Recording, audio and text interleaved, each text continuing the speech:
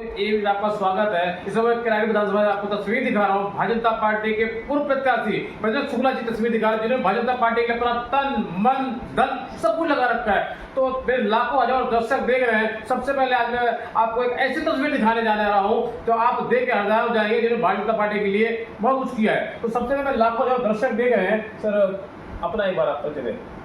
नमस्कार सभी को और आपको और आपकी पूरी टीम को नमस्कार।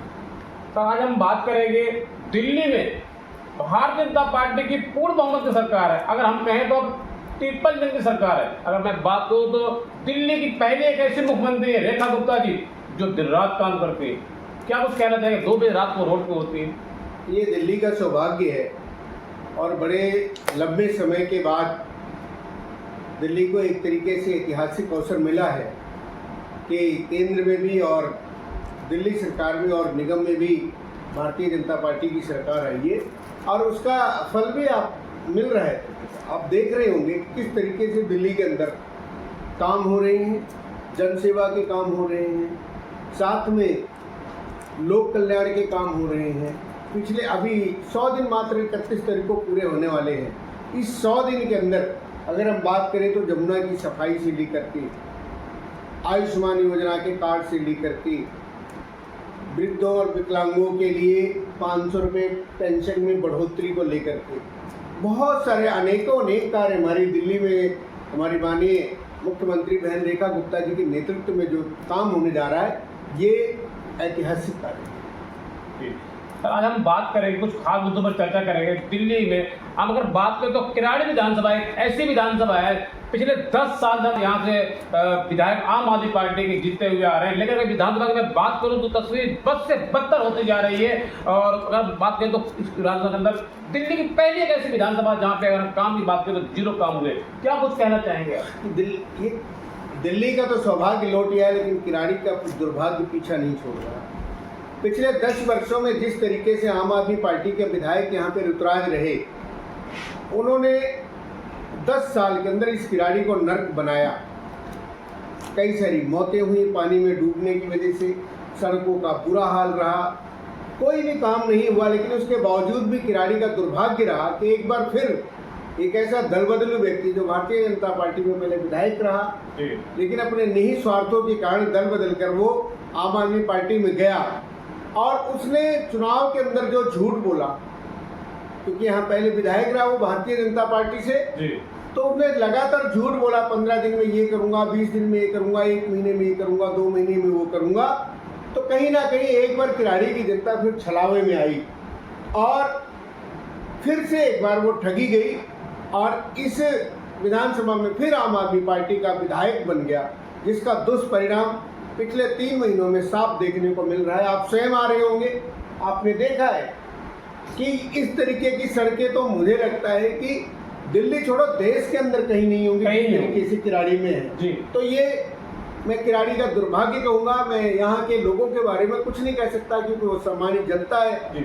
मैं चुनाव लड़ा, मुझे भरपूर प्यार दिया लोगों ने, 84,000 मत दिए मुझे। लेकिन अब जब आप लोगों से पूछने जाओगे, आप पत्रकार हैं, तो लोग पछता रहे हैं कि हमसे एक बार फिर से भूल होगी। दर्शकों, इस वक्त मैं आपको किराड़ी विधानसभा की तस्वीर दिखा रहा हूँ। आप तस्वीर देख सकते हैं। हमारे साथ मौजूद हैं भारतीय जनता पार्टी के युवा नेता, जिन्होंने भारतीय जनता पार्टी के तन मन धन सब कुछ लगा दिया है। आज इनसे बात कर रहे थे, चर्चा कर रहे हैं, जो खुल के बोलते हैं और बेबाक बोलते हैं, इसलिए हमसे बात कर रहे हैं। मैं आपको ये भी बताने वाला हूँ साथ साथ कि किराड़ी विधानसभा के अंदर अगर 2 बूथ भी बारिश हो जाती है तो किराड़ी विधानसभा का वो हाल होता शायद हिंदुस्तान में कहीं आपको देखने को नहीं मिलेगा। यहाँ पर अगर बात करें तो ये झील बन जाता है। जी जी, क्या कहेंगे आप? वाकई में झील बन जाता? हमने पीछे जो है सालों पहले भी दिखाया था किराड़ी तो झीलों का शहर, झीलों की विधानसभा हो ही गई। और आज भी जो स्थिति है यहाँ पे, अभी पीछे 2-4 दिन पहले 2-4-10 बूंदें पड़ी थी, किराड़ी का आधा हिस्सा डूब गया था। अभी भी कहीं कहीं देखा होगा कि आप थोड़ा थोड़ा पानी आपको मिल रहा होगा। कारण है कि यहाँ पर पिछले 10 वर्षों में जो वाटर लॉगिंग हो रही थी उसके निजात के कोई उपाय नहीं किए। मैं जिलाध्यक्ष रहते हुए मैंने हरदीपपुरी जी की यात्रा कराई थी और उससे हमने 2 नाले पास कराए थे जो यहाँ से पानी की निकासी की थी। दुर्भाग्य रहा कि उस विधायक ने उस पर काम नहीं किया और अब जो विधायक अब आया है इसको कोई लेना देना नहीं किराड़ी की जनता से, क्योंकि ये किराड़ी में रहता नहीं, ये डीआरएफ में रहता है, मोती नगर वहाँ कीर्ति नगर रहता है, तो उसको कोई लेना देना नहीं है। कोई जाके पैर न फिटी बिवाई वो क्या जाने पीर पर आई। ये तो पानी की समस्या होगी। हाँ, पानी जरूर है यहाँ पर, लेकिन गलियों में भर रहा है, नालियों में भर रहा है। पंकज शुक्ला, मैं आपसे थोड़ी देर आपको रोकूंगा, मैं कुछ खास मुद्दों पे चर्चा करूंगा। हमने विधानसभा के अंदर जो है सर्वे किया, अभी कुछ दिन पहले हम जो है यहाँ पे आए थे, हमने सर्वे किया था, तो हमने जनता से ये जाना है कि जो यहाँ के विधायक हैं, तो यहाँ आते हैं चुनाव जीतने के बाद 1 बार या 2 बार आए हैं, तो क्या ये हकीकत है, सच्चाई है ये? नहीं, जब जनता ने आपको बता दिया तो मैं तो विपक्षी पार्टी का हूँ, उनके हिसाब से तो मैं कहूँगा ही, लेकिन सत्य यही है कि उनको कोई लेना देना नहीं है। अगले 5-10 दिन बाद सोशल मीडिया पर लाइव आ जाते हैं, 2-4 अधिकारियों की कभी मीटिंग बुला लेते हैं, लेकिन इस क्षेत्र के अंदर आकर के यहाँ लोगों के साथ वो खड़े होने वाले नहीं है। पहले भी नहीं थे, 10 साल वो 2 बार चुनाव हारे थे, तब भी नहीं आते थे। और अब तो खैर आम आदमी पार्टी के साथ चलेंगे, तो आम आदमी पार्टी के तो मुख्यमंत्री और विधायक किसी का ध्येय ही नहीं था पहले भी काम नहीं करना, तो ये क्यों काम करेंगे? तो जब खुल के बोलते हैं, बात बोलते हैं, इसलिए मैं आपसे सवाल पे सवाल करता हुआ जा रहा हूँ। मेरा एक सवाल आपसे और है कि जब वो चुनाव जीते हैं, पिछले बार भी ऐसे होता, अब भी ऐसा हुआ है, लोग कहते हैं चुनाव जीतने के बाद तो शक्ल नहीं दिखाते, क्या यही दिखाते? ये सत्य है। उसकी वानगी अगर वो यहाँ पे होते तो लोग यहाँ की समस्या नहीं दिखती उनको। क्या जिस तरीके से पूरी सड़क को खोद के छोड़ा हुआ है और पिछले 2, 2.5, 3 सालों से खुदा हुआ है, अभी जैसी बारिश आएगी यहाँ पे पानी भरेगा, पानी भरने के बाद कैसे लोग गिरेंगे अंदर। पीछे लगभग सैकड़ों मौतें हुई थी, और ये जब भारतीय जनता पार्टी में तो उसको मौत का सौदागर कहते थे, ये उसी पार्टी में चले गए, अब वो चोर चोर मौसेरे भाई हो गए। जो सीवर का प्रोजेक्ट है पिछले 4 साल से चल रहा है, 250 से 550 करोड़ का बजट हो गया, इसमें जबरदस्त घोटाला हुआ।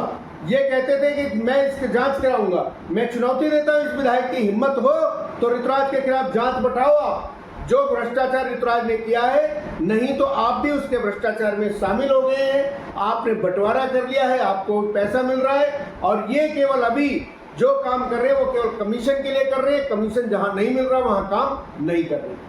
मैं आज बात करूंगा, देश के प्रधानमंत्री नरेंद्र मोदी ने कहा था अब नहीं सहेंगे, बदल कर रहेंगे, तो वाकई में दिल्ली में एक मिसाल कायम हुई है। तो दिल्ली में भारतीय जनता पार्टी की अब 53 की सरकार हुई है। अगर मैं बात करूं तो विकास बुलेट ट्रेन के तरीके से हो रहा है। बिल्कुल तो बुलेट ट्रेन से 5 साल प्रधानमंत्री नरेंद्र मोदी जी ने जो नारा दिया था कि अब नहीं सहेंगे, बदल कर रहेंगे, दिल्ली ने बदलाव किया। दिल्ली में भारतीय जनता पार्टी की सरकार बनी, हमारी बहुत ही लोकप्रिय नेता बहन रेखा गुप्ता जी मुख्यमंत्री बनी, और उसका आप हर जगह, आप हर विधानसभा में देख रहे होंगे काम हो रहा होगा। लेकिन चूंकि किराड़ी में जो विधायक है यहाँ का, उसकी मंशा नहीं यहाँ काम करने की, उसको कमीशन चाहिए, जहाँ भी कमीशन मिलेगा, रिश्वतखोरी मिलेगी, वहाँ पर वो काम करना चाहेगा, नहीं तो नहीं करना चाहेगा।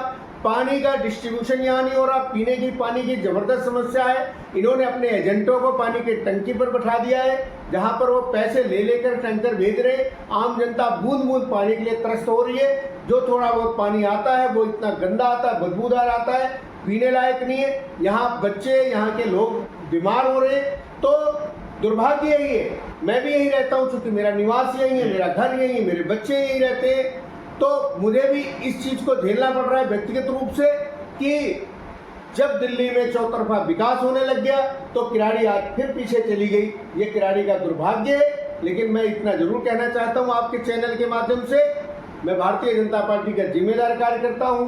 मैंने यहाँ चुनाव लड़ा है, मैं लोगों के लिए काम कर रहा हूं, जहां जिसको टैंकर की जरूरत पड़ती है वो भेजता हूं।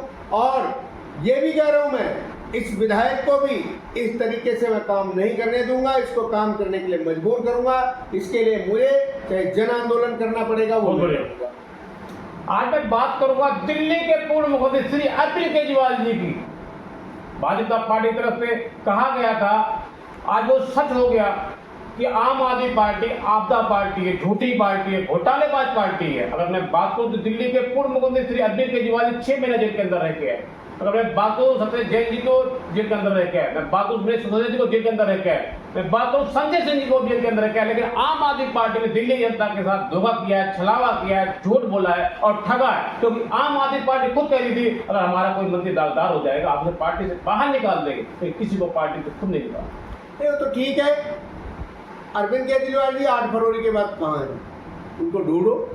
आप लोग मीडिया वाले कहाँ गए? क्या दिल्ली के हो सत्ता चाहिए थी तब दिल्ली चाहिए थी? आज दिल्ली के लोगों ने उनको 2 बार मुख्यमंत्री बनाया था, तो हारने के बाद कहाँ भाग गए हैं वो? जेल में थे तो समझ में आती थी, अब तो जेल में नहीं है ना। कहाँ भाग के जा रहे हैं? पंजाब मलाई खाने, जहाँ उनकी सरकार है। थोड़े दिनों का और है, होने दीजिए पंजाब में चुनाव। पंजाब में भी आम आदमी पार्टी नहीं रहेगी और आने वाले थोड़े समय के अंदर, जैसे आपने देखा निगम में भी उनकी पार्टी टूट गई, एक नई पार्टी बन गई। इनके विधायक भी टूटने वाले, जल्दी जो 22 है वो भी इधर उधर बिखर जाएंगे। तो अरविंद केजरीवाल का पतन निश्चित है, उनकी पार्टी का पतन निश्चित है, क्योंकि अरविंद केजरीवाल जनता की सेवा करने नहीं आए थे, लूट मार करने आए थे दिल्ली में। वो और उनके मंत्रियों ने मिलकर दिल्ली को लूटा है, तो निश्चित रूप से उसका दंड उनको भुगतना पड़ेगा। अभी तो उन्होंने राजनीतिक रूप से बाहर हुए हैं, अभी वो फिर से जेल जाएंगे और इनको सजा होगी। मेरा आपसे पहला और आखिरी सवाल, जिस तरीके से कश्मीर पहलगाम में आतंकवादी हमला हुआ, धर पूछ के नाम पूछ के जो है मारा गया, कहीं बहुत निंदनीय नहीं है? क्यों नहीं पाकिस्तान को ठोक दिया जाता? 1947 के बाद लगातार पाकिस्तान जो है नापाक हरकत करता हुआ आ रहा है। देखो, पहलगाम की घटना बहुत दुखद घटना है। ये प्रत्येक हिंदुस्तानियों के मन मस्तिष्क को जोड़ के रख दिया उसने। जो धर्मनिरपेक्ष देश है उसके अंदर यहाँ के रहने वाले कुछ गद्दार और पाकिस्तानी आतंकवादियों ने धर्म पूछ कर मारा, तो उनको लग रहा था कि हिंदुस्तान इसका जवाब नहीं देगा। लेकिन देश के यशस्वी प्रधानमंत्री नरेंद्र मोदी के नेतृत्व में हमारी जाबाज सेना ने और पूरे हिंदुस्तान की जनता ने जिस तरीके से 2-3 दिन के अंदर ही पाकिस्तान के छक्के छुड़ा दिए। पाकिस्तान बिलबिलाया है, रोया है, गिड़गिड़ाया है जाकर के कि मुझे बचा लो। जो पाकिस्तान परमाणु बम की धमकी देता था, वो ये चिंता करने लग गया कि मेरा सब कुछ लूट जाएगा। आज जो पाकिस्तान की स्थिति है, उसके एयरबेस ध्वस्त कर दिए, लेकिन फिर भी हिंदुस्तान ने एक सामान्य नागरिक पे चोट नहीं पहुंचाई, केवल उनके एयरबेस पे, सैन्य ठिकानों पे हमला किया है। जबकि उसने हमारे आम जनता पर भी हमला करने का प्रयास किया, लेकिन हमारे सैनिकों ने उसकी जितनी मिसाइलें थी, जो कर्जा ले लेकर आया था, उसको आसमान में मार के गिरा दिया। आज पाकिस्तान का बुरा हाल हो रहा है। पाकिस्तान एक बार टूटने की स्थिति में है। और मैं दोबारा कह रहा हूँ, अगर पाकिस्तान ने ऐसी नापाक हरकत की तो आपकी पाकिस्तान के कितने टुकड़े होंगे वो गिन भी नहीं पाएगा। तो दोस्तों इस वक्त किराड़ी विधानसभा को तस्वीर दिखा रहा हूँ। हमारे साथ भारतीय जनता पार्टी का बात करो तो पर्चे के मोहताज नहीं है। भारतीय जनता पार्टी के पूर्व प्रत्याशी ऐसे नेता है, युवा नेता है, जिन्होंने पाकिस्तान पर जमकर निशाना साधा ही साधा। और साथ ही साथ में अगर बात करो तो आम आदमी पार्टी जो यहाँ के विधायक है, उनकी भी जो है निंदा की कि यहाँ पे काम नहीं किया। पिछले 10 सालों से यहाँ पे विकास नहीं हुआ, विकास के नाम पर ठप है बिल्कुल काम। अगर मैं बात करूँ तो पाकिस्तान अगर दोबारा हिंदुस्तान की तरफ आंख उठा के देखी तो पाकिस्तान की आंख निकल जाएगी। आप देख रहे हैं नमस्कार।